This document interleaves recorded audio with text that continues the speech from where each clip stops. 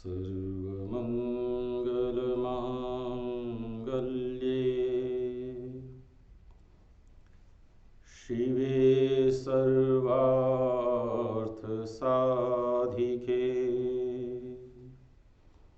शरण्ये त्र्यम्बके गौरी नारायणि नमोऽस्तुते। शरणागत दीनार्थ परित्राण परायणे सर्वस्यार्ति हरे देवी नारायणि नमोऽस्तुते। जयन्ती मंगला काली भद्रकाली कपालिनी दुर्गा क्षमा शिवा धात्री स्वाहा स्वधा नमोस्तुते।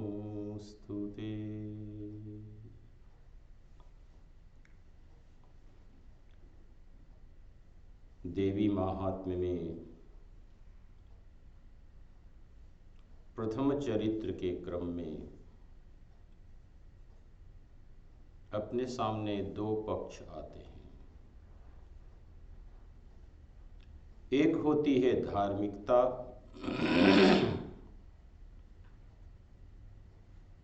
और दूसरी होती है जिज्ञासा। यदि हमारा सत्कर्म व्यवस्थित हो रहा है, अच्छी तरह से हो रहा है, तो धर्म अपने को जिज्ञासा की तरफ लेकर के जाएगा। हम स्वयं के बारे में, स्वयं की समस्याओं के बारे में, स्वयं के दुखों के बारे में, स्वयं की अशांति के बारे में, शास्त्र के बारे में, सत्य के बारे में अपने अंदर जिज्ञासा उत्पन्न होगी।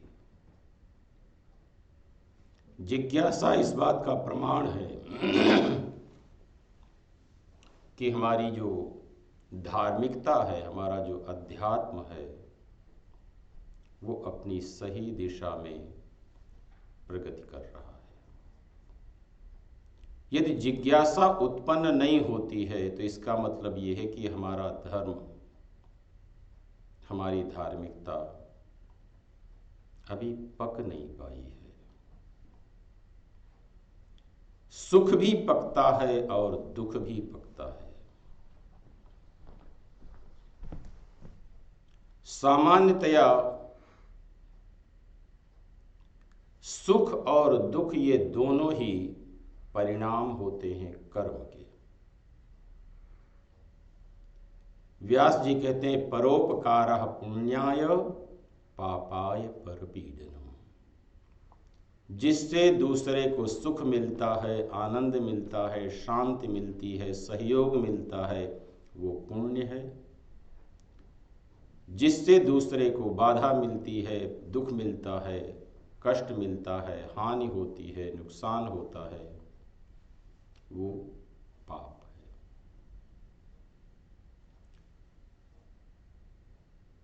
पाप की प्रवृत्ति स्वयं के प्रति होने लग जाती है। स्वयं से स्वयं को दूर ले जाने, अपने को भूलने में जितना ज्यादा पाप होगा, जितना ज्यादा अधर्म होगा, उतना ही अपने से ज्यादा दूर हम चले जाएंगे। और जितना ज्यादा सत्कर्म अपने पास होगा, तो कई बार जब ज्यादा सुख मिल जाता है तब भी हम अपने से प्रश्न पूछने लग जाते हैं, जिज्ञासा उत्पन्न हो जाती है। और कभी जब ज्यादा दुख मिल जाता है तब भी अपने अंदर जिज्ञासा उत्पन्न हो जाती है। धार्मिकता की पहचान ये कि हमारा धर्म पकने लग गया है, तो सुख में भी जिज्ञासा उत्पन्न होगी और दुख में भी जिज्ञासा उत्पन्न होगी। ये हमारे लिए नाव का काम करेगी। जिज्ञासा हमें धीरे धीरे सेंसेस से ऊपर, मन के ऊपर, बुद्धि की तरफ लेकर के जाती है। इसलिए धर्म में जिज्ञासा बहुत जरूरी है।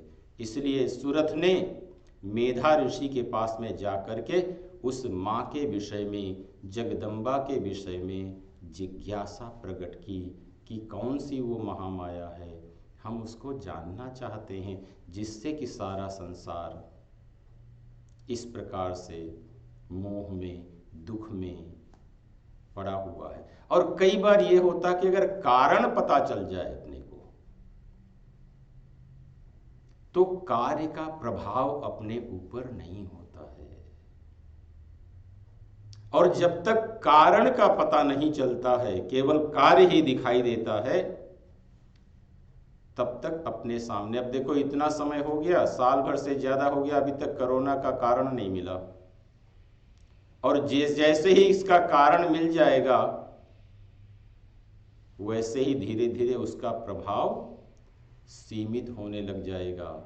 चाहे जितना बड़े से बड़ा दुख हो या बड़े से बड़ा सुख हो, जब उसका कारण पता चल जाता है कि उसका कारण ये है, तो जो लोग उससे मुक्त होना चाहते हैं, जो मन उसके ऊपर जाना चाहता है, वो कारण की तरफ धीरे धीरे सरकना शुरू कर देता है। इसलिए 13वें अध्याय में मेधा ऋषि ने कहा कि ताम उपैहि महाराज शरणम परमेश्वरी। अगर इससे अलग जाना है, तो जिसके द्वारा ये सारी क्रियाएं चल रही हैं, जिस शक्ति के द्वारा, जिस महामाया के द्वारा ये चल रहा है, उसी महामाया की शरण में जाओ। उसमें बहुत सारे गुण हैं। वो सृष्टि पालन संहार तो करती ही है, लेकिन वो माँ है, उसमें दया भी है, उसमें करुणा भी है, उसमें वत्सलता भी है। वो बच्चे की तरह से जीव को अपने पास में बुला लेती है। तो उसी शक्ति के प्रभाव से मधु और कैटभ की भी उत्पत्ति होती है, और उसी शक्ति के प्रभाव से मधु और कैटभ का संहार भी होता है। कभी देखा कि वही अन्न शरीर में जाकर के रोग पैदा कर देता है, और उसी अन्न को जब व्यवस्थित कर लिया जाता है, मैनेज कर लिया जाता है, अनुकूल बना लिया जाता है, वही अन्न, वही ऊर्जा उसी रोग को शांत करने में, उसी रोग को दूर करने में सहयोगी भी हुआ करती है। जो ऊर्जा जीवन में प्रशंसा और निंदा बनती है, जो मधु और कैटभ बनती है, कभी इसका विचार करके देखो अध्यात्म के पक्ष में। यदि हम अपनी प्रशंसा का एकांत में विमर्श करें, एनालाइज करें कि हमारी ये प्रशंसा सही है या झूठी है, तो एकांत में हमारे मन को ये पता चल जाएगा कि हमको बुद्धू बनाने के लिए सबके सब ये हमारी प्रशंसा कर रहे हैं। लेकिन अगर निंदा को अकेले में एकांत में एनालाइज करो, तो निंदा अपने को और परेशान करती है, और भड़काती है, और दिक्कत करती है। इसलिए वही निंदा अपना रूप बदल करके दूसरे चरित्र में महिषासुर के रूप में परिवर्तित हो जाती है। एकैव शक्ति परमेश्वरस्य भिन्ना चतुर्धा व्यवहार काले। तो जो मधुकैटभ की ऊर्जा होती है, वही ऊर्जा दूसरे प्रकरण में, दूसरे समय में वही महिषासुर बन जाती है, वही आलस्य बन जाती है, कभी ये देखना कि हमारी प्रशंसा हमें उत्साह की तरफ लेकर के जा रही है या आलस्य की तरफ लेकर के जा रही है। हमारी आलोचना, हमारी निंदा हमें आलस्य की तरफ लेकर के जा रही है या हमें उत्साह की तरफ लेकर के जा रही है। हमें सत्य के नजदीक लेकर के जा रही है या हमें असत्य के नजदीक लेकर के जा रही है। सत्य से प्रेम पैदा कर रही है या सत्य से द्वेष पैदा कर रही है। अभी तो कहा था ना कि क्या सो रहे थे, तो आंसर क्या होता है कि चलो हम कल से तो स्थिति एक ही शक्ति, एक ही तत्व होता है। तो जो मधु और कैटभ के रूप में है, ये सबके सब उत्पत्ति कहां से होती है? उसी ऊर्जा से, उसी एनर्जी से, चाहे उसको आत्मा कह लो, चाहे उसको बुद्धि कह लो, चाहे उसको चेतना कह लो, चाहे उसको महामाया कह लो, चाहे उसको परमात्मा कह लो, उसी ऊर्जा से ही, उसी से सब कुछ संचालित हो रहा है। लेकिन चलाने में जैसे ही गड़बड़ी हो जाती है, जैसे ही समस्या पैदा हो जाती है, तो ऊर्जाएं अपना स्वरूप बदल लिया करती हैं।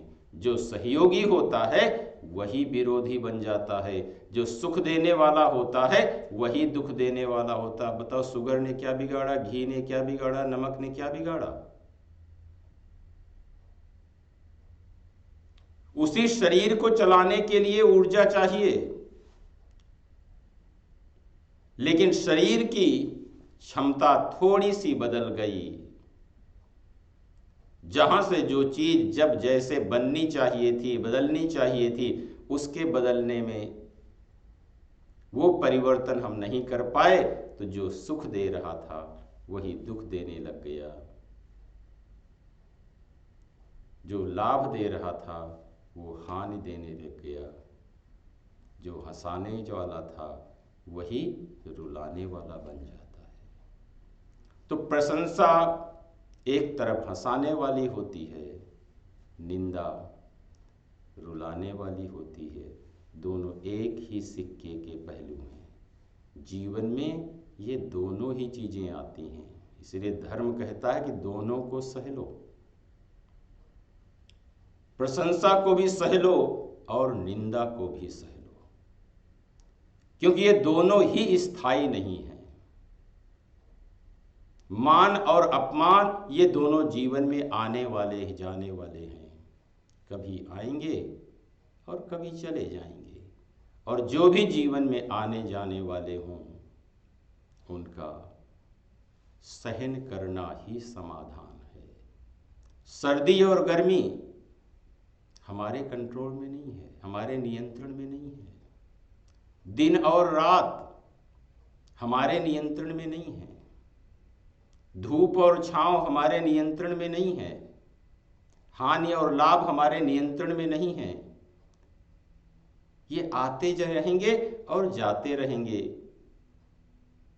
जितना जितना हमारा धर्म, हमारी जिज्ञासा बढ़ती चली जाएगी, उतनी हमारी सहन शक्ति बढ़ने लग जाती है। तो पहले प्रकरण में मधु और कैटभ के माध्यम से जब हम अध्यात्म की गहराई में जाते हैं तो ये सत्य की प्रतिष्ठा है। जो परमेश्वरी है, जो भगवती है, वो सत्य, चित और आनंद स्वरूपिणी है। सत्यमयी, चैतन्यमयी, आनंदमयी परमेश्वरी। वो कैसी है? सत है, चित है और आनंदमयी है। तो पहले चरित्र में मधु और कैटभ के द्वारा किसकी प्रतिष्ठा होती है? सत्य की प्रतिष्ठा होती है। दूसरे चरित्र में महिषासुर वध प्रसंग में किसकी प्रतिष्ठा होती है? चित की, चैतन्यता की प्रतिष्ठा होती है। और शुंभ और निशुंभ के प्रकरण में आनंद की प्रतिष्ठा होती है। इस संसार में सबसे झूठी अगर कोई चीज हो सकती है वो प्रशंसा होती है। प्रशंसा से झूठा और कोई शब्द अपने सामने नहीं आएगा।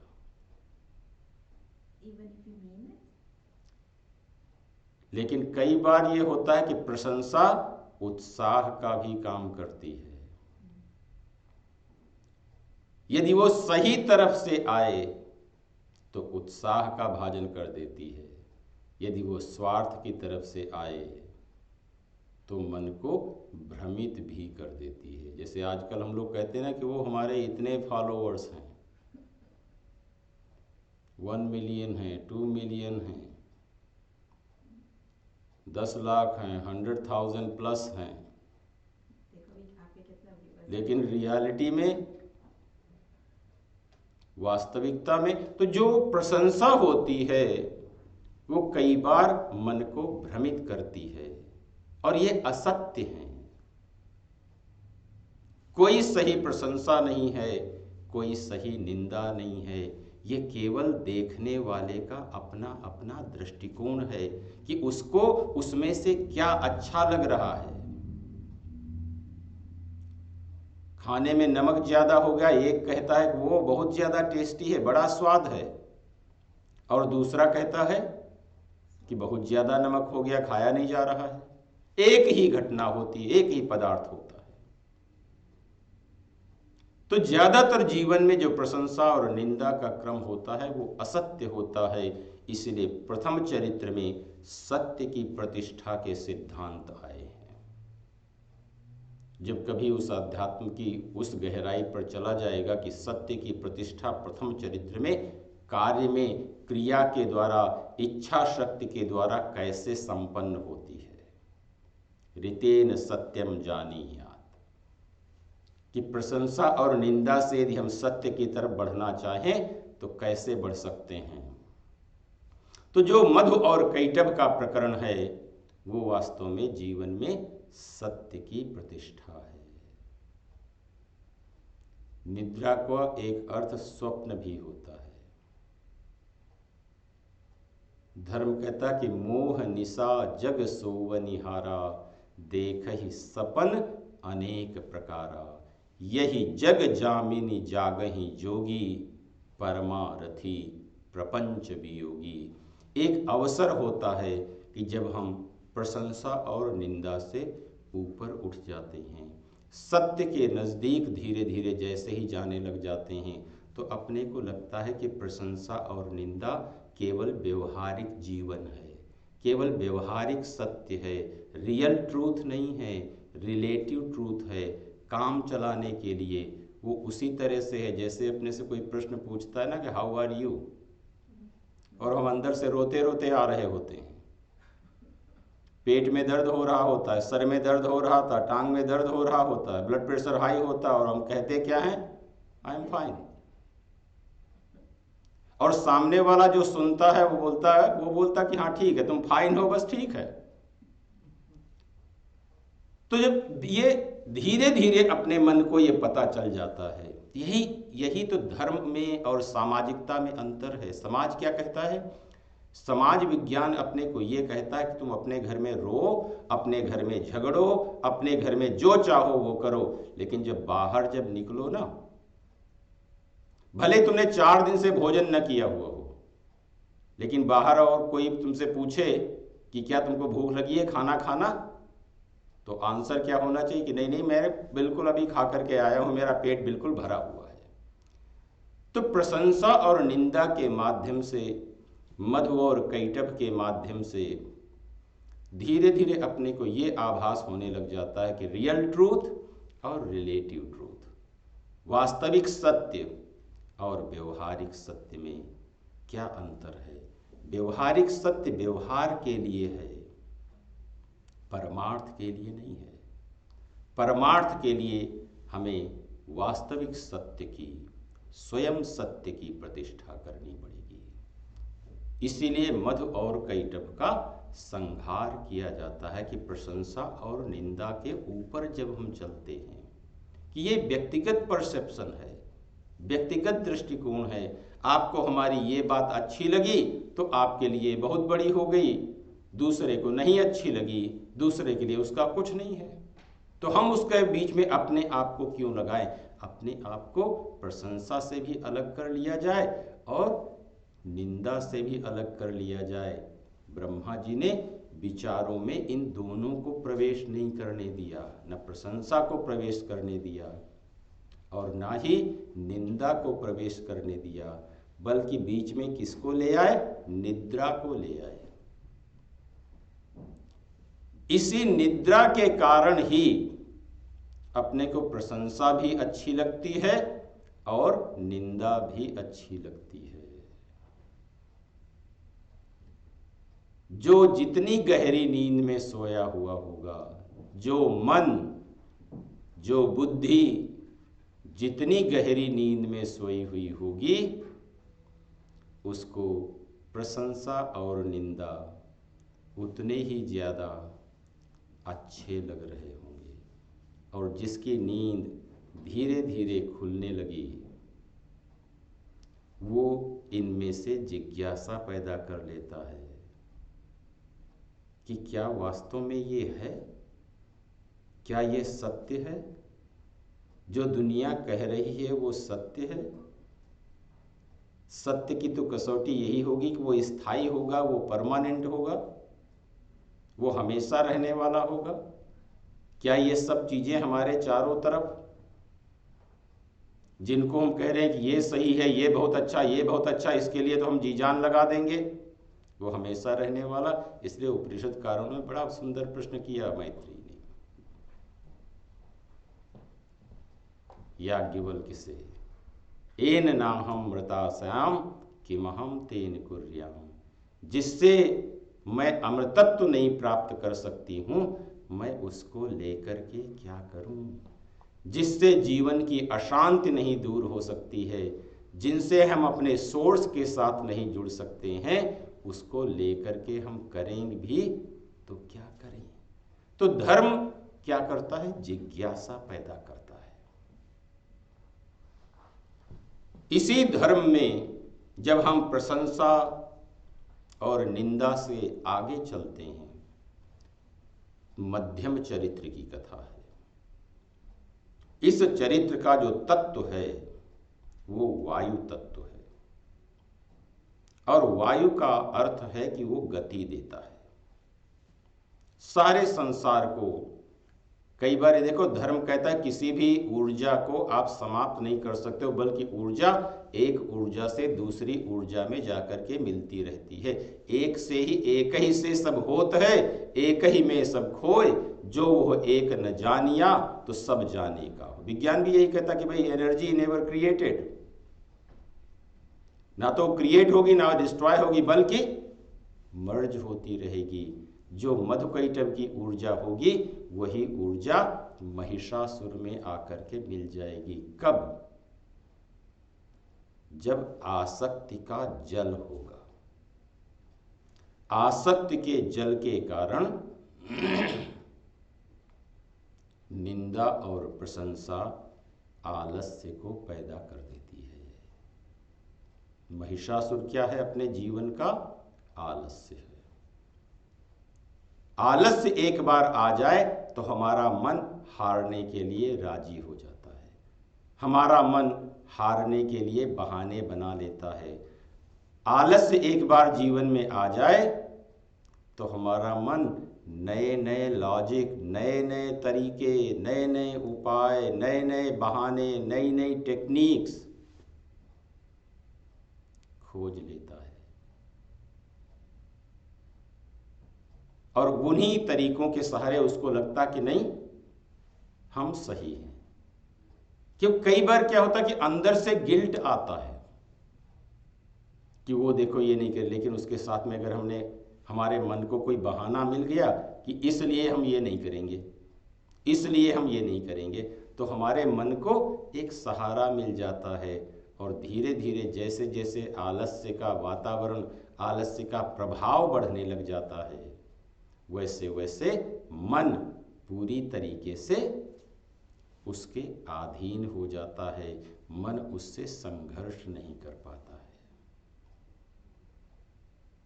मेधा ऋषि ने कहना शुरू किया कि देवासुरमभूद्युद्धम् देवताओं में और दानवों में युद्ध हुआ, कहा कितने साल हुआ? पूर्णमब्दशतम, पूरा 100 साल तक होता रहा। मनुष्य की अधिकतम आयु जीवेम शरदशतम, 100 वर्ष की मानी गई है सामान्य प्रक्रिया में। बिना कुछ यदि योग का प्रयोग न किया जाए, कोई और जेनेटिक इम्प्रूवमेंट न की जाए, तो सामान्य इस शरीर की जो आयु मानी गई है वो 100 वर्ष की आयु मानी गई है।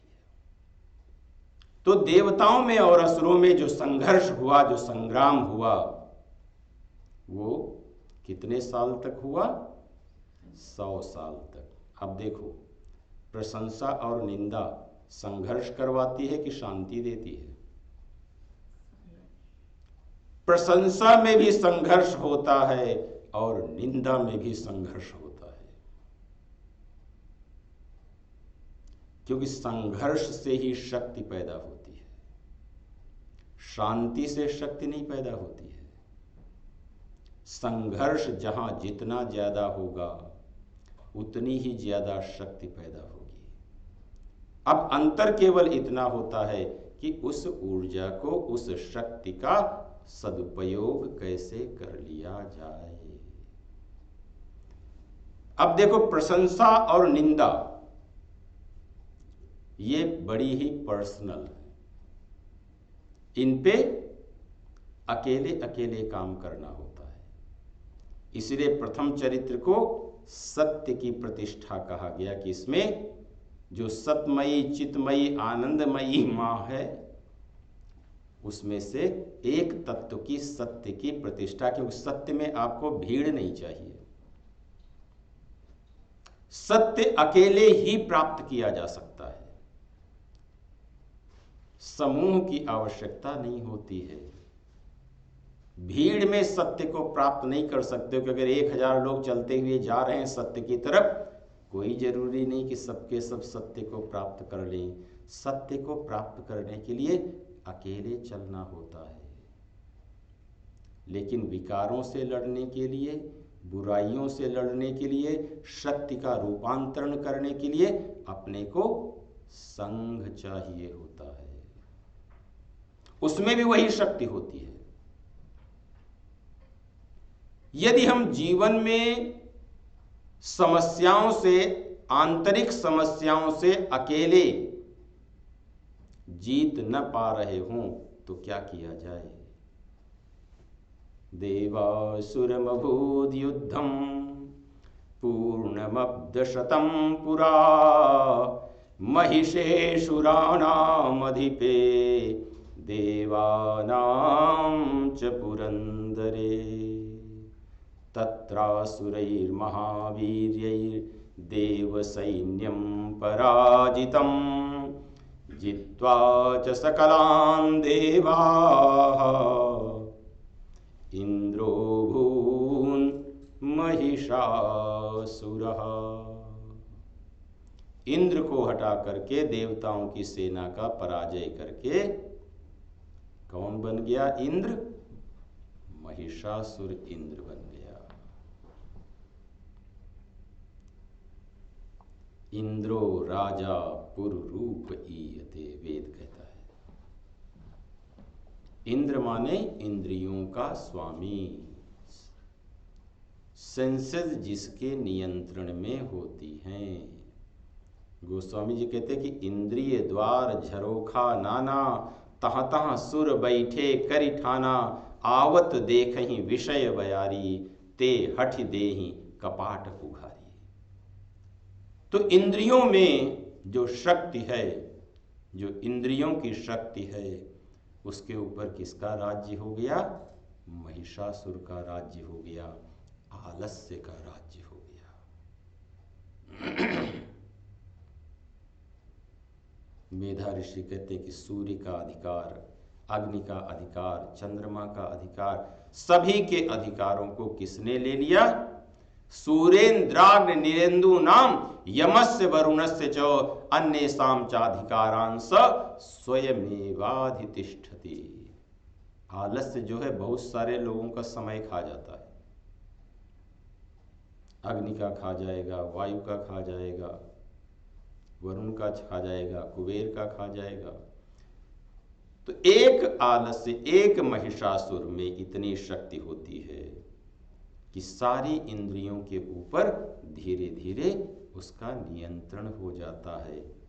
यदि संस्कृत में इसका देखें ना, तो आलस्य का एक अर्थ होता है अरस। किसी एक रस में बहुत ज्यादा केंद्रित हो जाने का नाम है आलस्य। उसके सामने बाकी रस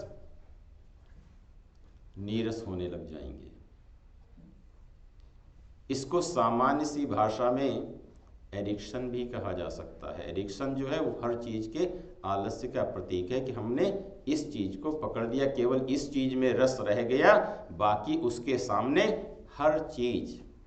उसके लिए हम घंटों प्रतीक्षा भी कर सकते हैं, उसके लिए लंबी यात्रा भी कर सकते हैं, उसके लिए बहुत बड़ा त्याग भी कर सकते हैं, सेक्रीफाइस कर सकते हैं, उसके लिए बहुत सारे नियम भी तोड़े जा सकते हैं।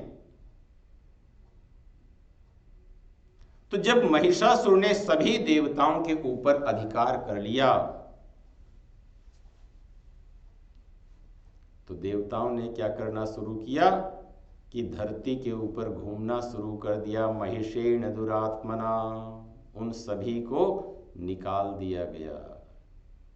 आलस्य क्या करता है कि अंदर से जो अच्छी प्रवृत्तियां होती हैं, जो अच्छी डिजायर्स होती हैं, उनको धीरे धीरे एक एक करके अपने मन से निकाल देता है, किसी को नहीं रुकने देता है। उस समय देवताओं ने जाकर के अपनी समस्या किसको बताई? ब्रह्मा जी को बताई। ब्रह्मा जी भगवान शिव के पास में जाते हैं, वहां से दोनों लोग मिलकर के यत्रेश गरुड़ध्वजो, जहां भगवान विष्णु थे वहां पर जाते हैं। जब अपनी समस्या बताई तो चकार कोपमतुलम। अब यहाँ पे प्रकरण क्या आता है? संघ शक्ति। अगर किसी समस्या का समाधान, किसी आध्यात्मिक समस्या का समाधान अकेले न निकलता हो तो समूह का, संगठन की शक्ति का उपयोग करना चाहिए। संघे शक्ति कलौ युगे।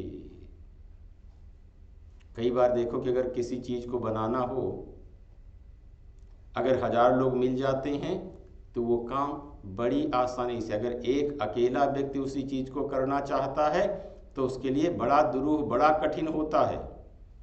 लेकिन यदि समूह मिल जाता है, संघ मिल जाता है, तो वो कार्य सहज बन जाता है।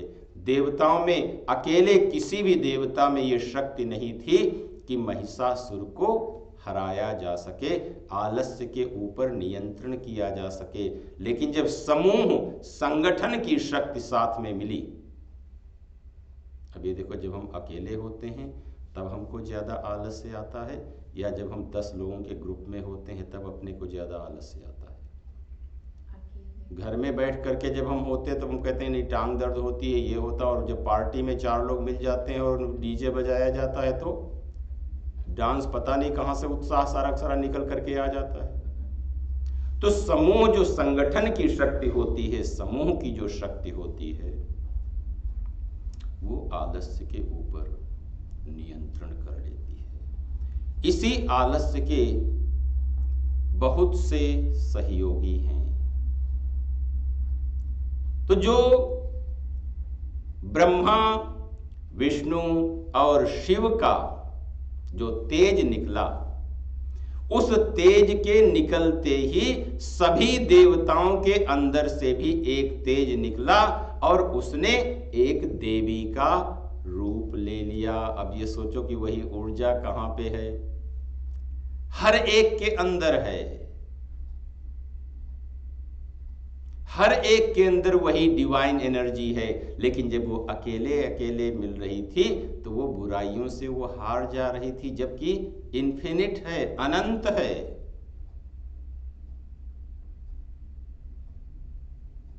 उसके अंदर इतनी क्षमता है, लेकिन वो क्षमता अकेले अकेले स्तर पे काम नहीं आ रही थी। लेकिन जैसे ही वो सभी देवताओं का तेज एक साथ एकत्रित हुआ तो कहा कि कैसी हो गई कि जैसे कि अग्नि का पहाड़ हो, इतना तेज तैयार हो गया। और उसी अग्नि के स्वरूप से जगदम्बा का स्वरूप बन गया, वो कात्यायनी बन गई। बोली अम्बे मात की। अब जैसे ही ऊर्जा के कारण वो स्वरूप मिलता है, तो जितने भी आयुध थे, जितने भी अस्त्र शस्त्र थे, भगवान शिव का त्रिशूल, उसमें से निकल करके त्रिशूल आ गया, विष्णु का चक्र आ गया, ब्रह्मा का कमंडलू आ गया, इंद्र का वज्र आ गया। तो सारे के सारे अस्त्र शस्त्र देवताओं के अपने अंश से निकल निकल करके उस शक्ति के अंश में जाकर के मिल गए। एक ही ऊर्जा का स्तर होता है। कई बार गुरु के सानिध्य से हमारी ऊर्जा बढ़ जाती है, सत्संग के सानिध्य से हमारी ऊर्जा बढ़ जाती है, यज्ञ के सानिध्य से हमारी ऊर्जा बढ़ जाती है, परमात्मा के सानिध्य से हमारी ऊर्जा बढ़ जाती है। उसमें अकेली ऊर्जा ही एक रूप ले लेती। इसलिए कहते हैं ना कि जब भी जीवन में कुछ अचीव करते हैं ना, तो उस समय कहा जाता था कि पता नहीं कितनी पीढ़ियों का, कितने पूर्वजों का, कितने जनरेशन्स का पुण्य जब एकत्रित होता है, तब एक जगह महानता पैदा होती है, एक जगह शक्ति का संचार होता है। तो जो देवताओं के शरीर से जो ऊर्जा निकली, कि विज्ञान आजकल भी इसके ऊपर काम कर रहा है, हर शरीर से इतनी ऊर्जा निकलती है कि सर्टन बैटरीज चार्ज की जा सकती हैं। हम जो बाल बनाते हैं उसमें से भी इतनी ऊर्जा मिलती है कि हो सकता है कि 2, 4, 10, 15 साल के बाद में सेल फोन अगर रहेगा तो ये फोन केवल अपने शरीर के ही, जितना हम हैंडशेक, आजकल कोरोना ने तो वैसे ही बंद कर दिया हैंडशेक वाला काम, वरना उतने में ही उतनी ऊर्जा पैदा हो सकती थी। और खास करके जब हम लोग बोलते हैं, जितना एक बल्ब कम से कम 2-4 घंटे जलाया जा सकता है, इसमें इतनी ऊर्जा होती है। तो देवताओं ने क्या किया, उसी ऊर्जा का एक जगह संकलन कर लिया गया। और अलग अलग तरीके हैं। कई बार देखा, जब डीप मेडिटेशन में अपने पास में इतनी ऊर्जा होती है, इतनी स्थिति होती है, कभी अगर क्रियान कैमरे का प्रयोग करना हो तो वो अपने को अपने ओरा में दिखाई दे जाएगी कि हमारी ऊर्जा का रूपांतरण किस तरीके से हो रहा है। और जैसे ही देवताओं के अस्त्र शस्त्र उनको दे दिए गए, सूरेन्द्राग्निरेन्दूनां यमस्य वरुणस्य च अन्येषां चाधिकारांस स्वयमेवाधितिष्ठति। जहां जिनके जिनके अधिकार महिषासुर ने लिए थे, उन सभी की शक्तियों ने जब एक रूप धारण किया और अस्त्र शस्त्रों को उन्होंने प्राप्त किया, सम्मानिता ननादोच्चैसाट्टहासं मुहुर्मुहुः। देवताओं ने उसी शक्ति की स्तुति की। स्तुति से प्रसन्नता पैदा हुई और उसी प्रसन्नता से अट्टहास का शब्द उत्पन्न हुआ। वो अट्टहास का शब्द किसको बॉदर करने लग गया? महिषासुर को। आह किमेदति क्रोधादाभास्य महिषासुरः। अब ये देखो, शब्द जो है वो महिषासुर को बॉदर करता है कि नहीं करता है? महिषासुर माने आलस्य। आप काउच के ऊपर आराम से बैठे हुए, अगर कोई कहे कि ये काम कर दो, ये काम कर दो, ये काम कर दो, यहाँ उठ जाओ, वहां उठ जाओ, उससे प्यार से थैंक यू कहेंगे क्या? नहीं, गुस्सा आएगा। तो जो शब्द है वो महिषासुर को परेशान करने लग गया। जो अट्टहास उस ऊर्जा का निकला, उस ऊर्जा के अट्टहास के कारण महिषासुर को चिंता हो गई। अब देखो, ये महिषासुर बना क्या? पुराणों में बड़ी अनेक अनेक कथाएं हैं महिषासुर के। रंभ और करंभ नाम के दो असुर होते हैं। उन दोनों के संतान नहीं होती है। वो संतान प्राप्ति के लिए रंभ एक वृक्ष के नीचे साधना करते हैं, करंभ जल में साधना करते हैं। जल में जो साधना कर रहे होते हैं उनको इंद्र ने समाप्त कर दिया। रंभ की साधना पूरी होती है, ब्रह्मा से उन्होंने वरदान मांगा। और जितनी भी नकारात्मक ऊर्जाएं होती हैं वो हमेशा यही चाहती हैं कि मैं किसी से मरूं नहीं, किसी तरीके। और इसको धर्म में बड़ा अच्छी तरीके, हर कोई विज्ञान भी वही प्रयास कर रहा है कि मृत्यु को कैसे बढ़ाया जाए, मृत्यु को कैसे टाला जाए, कोई ऐसी टेक्निक मिल जाए कि जिससे कि मृत्यु के ऊपर विजय प्राप्त कर ली जाए। लेकिन ये ध्यान रखना कि जिस दिन भी ये उपलब्धि प्राप्त कर ली गई, मानव जीवन के लिए इससे बड़ा अभिशाप दूसरा कुछ नहीं हो सकता है। अगर एंट्री हुई है तो एग्जिट भी चाहिए। यदि शरीर का जन्म हुआ है तो शरीर की मृत्यु भी चाहिए होती है, नवीनता चाहिए होती है जीवन में, वरना जीवन बोझिल हो जाएगा। अज्ञानता है कि मृत्यु के ऊपर विजय प्राप्त कर ली जाए। लेकिन जितनी भी आसुरी शक्तियां हैं, जब वो उसी साधना के माध्यम से जो परम सत्य को प्राप्त कर सकती हैं, रावण भी यही मांगता है कि हम काहू के मरहि न मारे, वानर मनुज जाति दुई बारे। हिरण्यकश्यप भी यही मांगता है कि न मैं धरती में मरूं, न आकाश में मरूं, न इससे मरूं, न उससे मरूं। कंस भी यही चाहता है कि हमारी मृत्यु न हो, तो रंभ भी यही चाहता है कि हमारी मृत्यु न हो। ब्रह्मा जी ने कहा कि नहीं, ये तो संभव नहीं है, कोई न कोई क्लॉज लगाओ अपनी इस पे,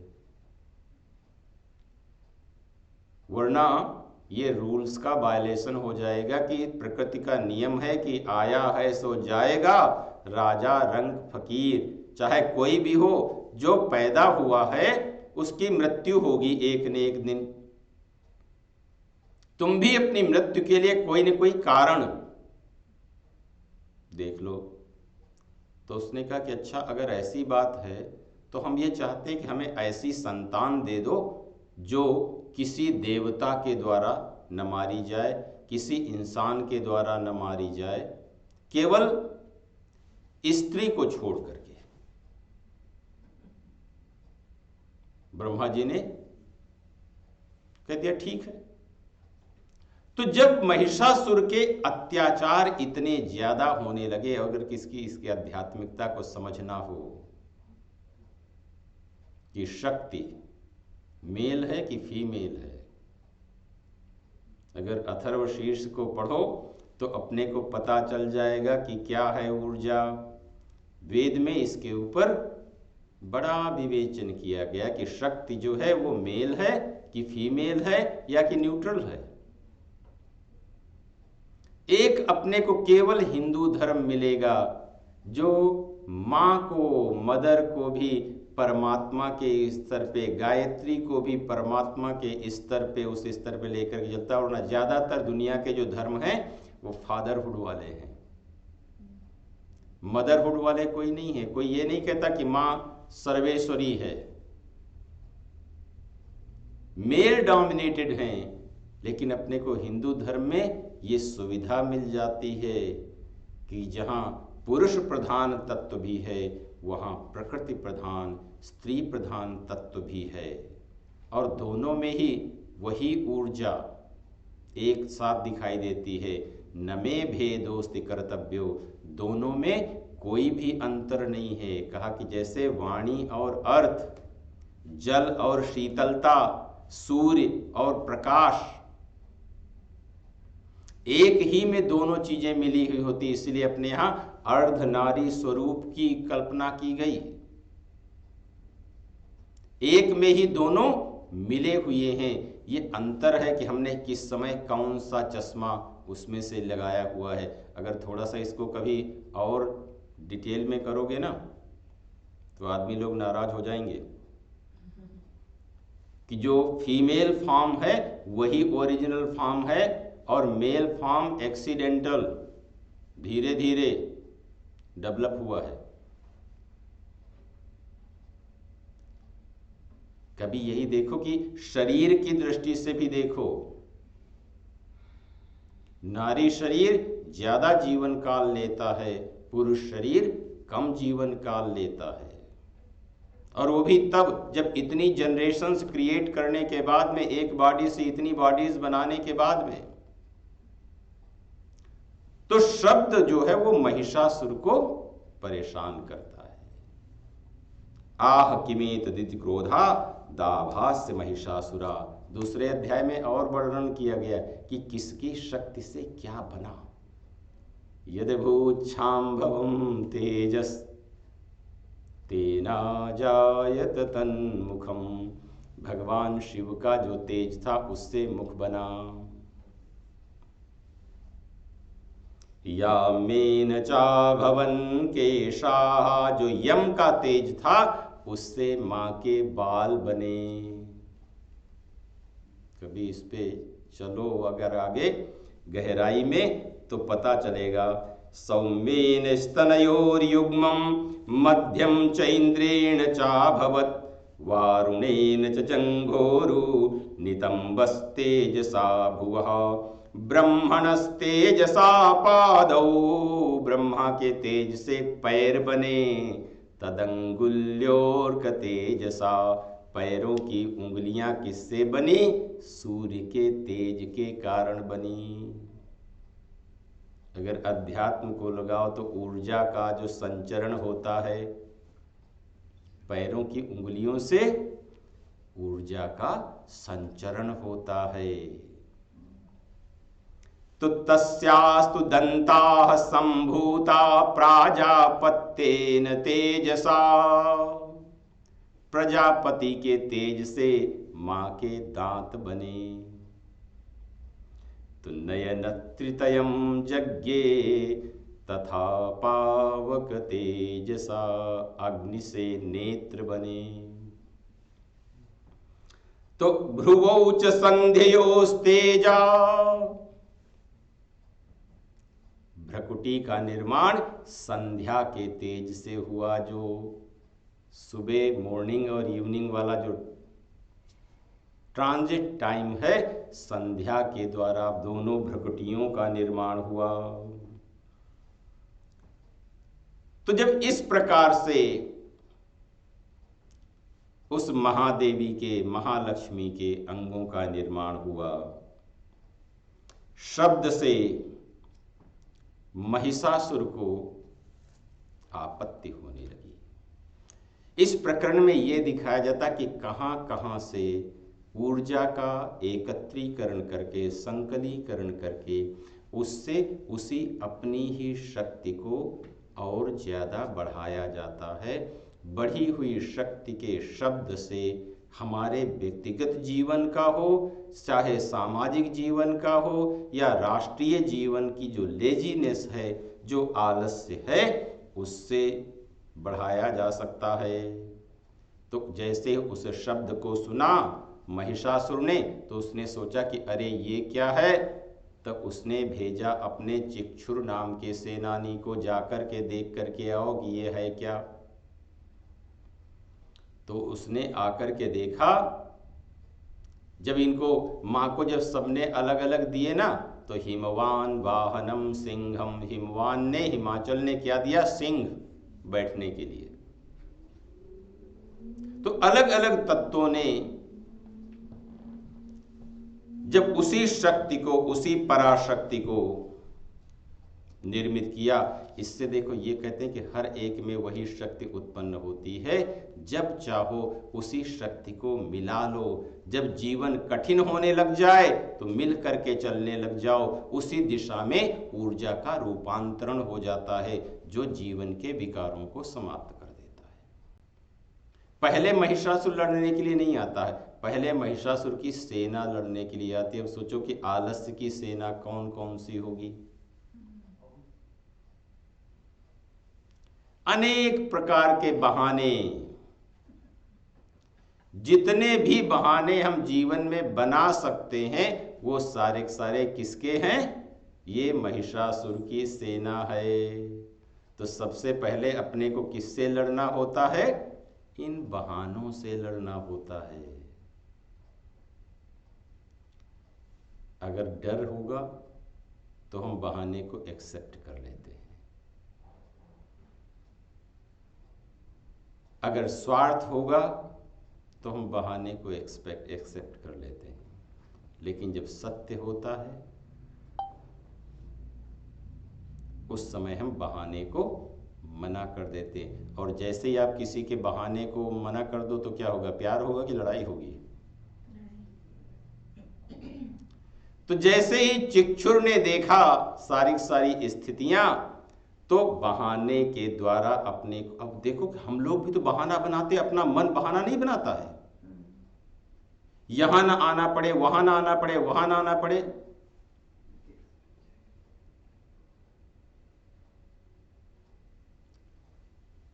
जब मन में आलस्य ज्यादा हो जाता है, एक रस आ जाता है, बाकी रसों से भिन्नता आ जाती है, अरस आ जाता है, उस समय अपना मन अलग अलग तरीके के लॉजिक क्रिएट कर लेता है अपने आप को सही साबित करने के लिए।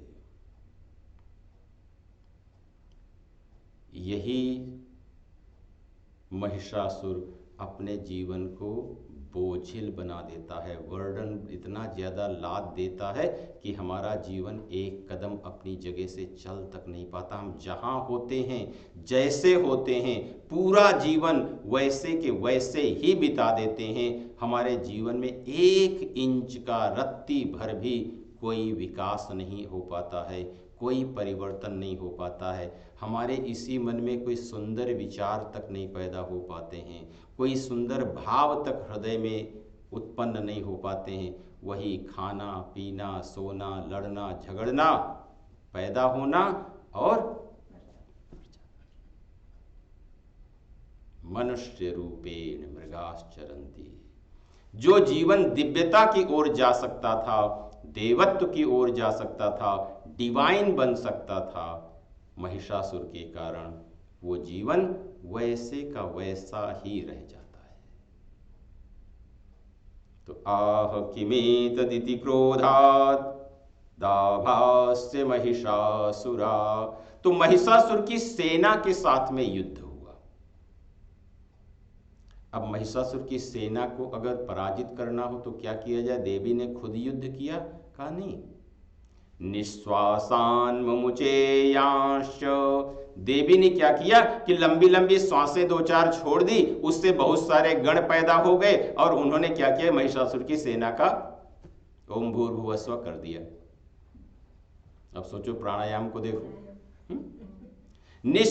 अगर बहाने जीवन में बहुत ज्यादा बन रहे हों और अपने जीवन में ऑक्सीजन की मात्रा बढ़ा दो, प्राणायाम की मात्रा बढ़ा दो, बहाना बनाएंगे क्या? मन शांत हो जाएगा, मन शिथिल हो जाएगा, मन एकाग्र हो जाएगा। और शांत मन, एकाग्र मन बहानों के ऊपर नहीं चलता है, सत्य की तरफ चलता है। तो जैसे ही उसकी सेना खत्म हुई, महिषासुर ने देखा कि अरे अब और कोई बहाना बचा ही नहीं है। तो उस समय वो स्वयं युद्ध के लिए आता है। अब ये देखो कि आलस्य एक ही रूप में रहता कि आलस्य अलग अलग रूप बदलता रहता है।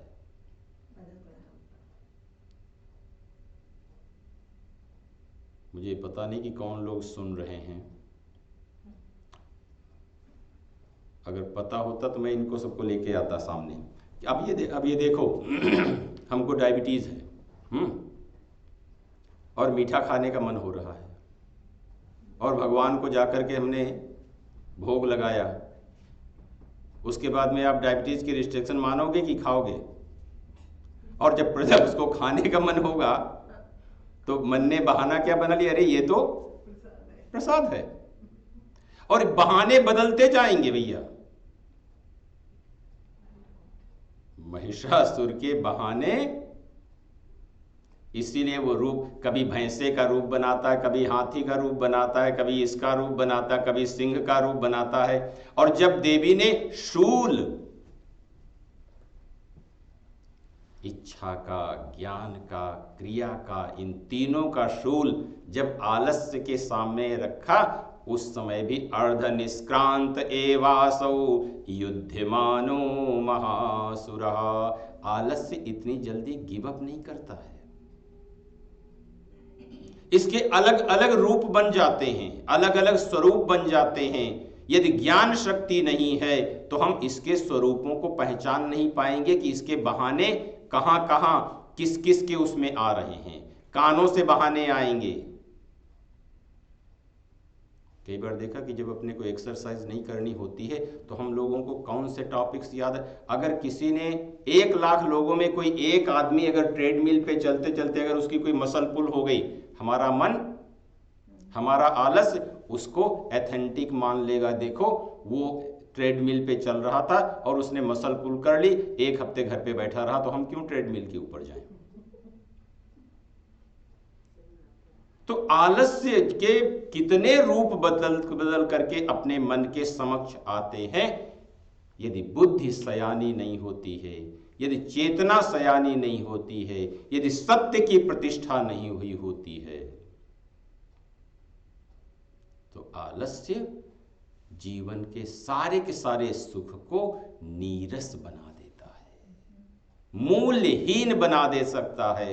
जो जीवन मूल्यवान हो सकता था, जो जीवन सत्य की तरफ बढ़ सकता था, जो जीवन हु एम आई के प्रश्न का उत्तर ढूंढ सकता था, वो जीवन व्यर्थ चला जा सकता है एकमात्र महिषासुर के कारण।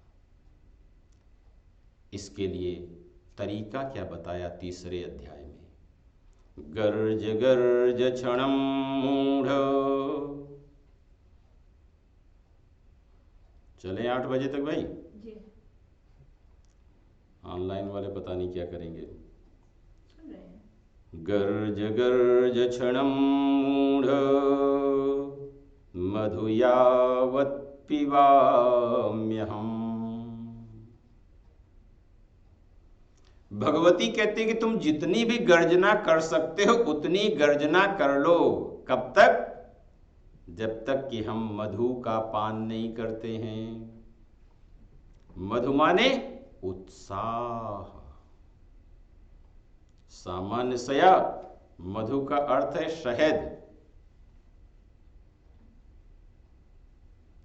और इसी शहद को अगर हम प्रशंसा के साथ में जोड़ दें तब देखो कि चीनी ज्यादा मीठी लगती है या कि प्रशंसा ज्यादा मीठी लगती है।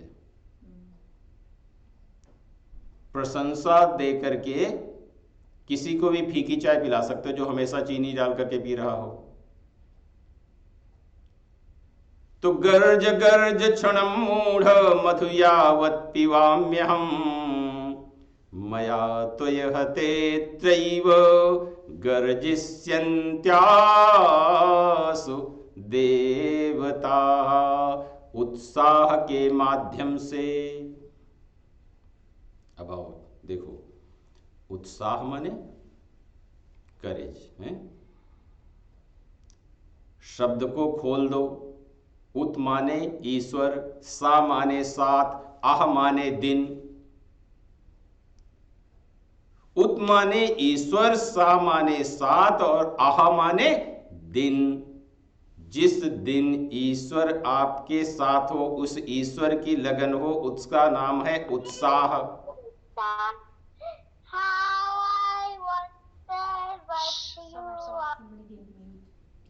सो जो उत्साह है, ये अलार्म है कि हमें ज्यादा देर तक आगे नहीं जाना चाहिए। बोलिए अम्बे मात की जय। उत्साह हो गया थोड़ा।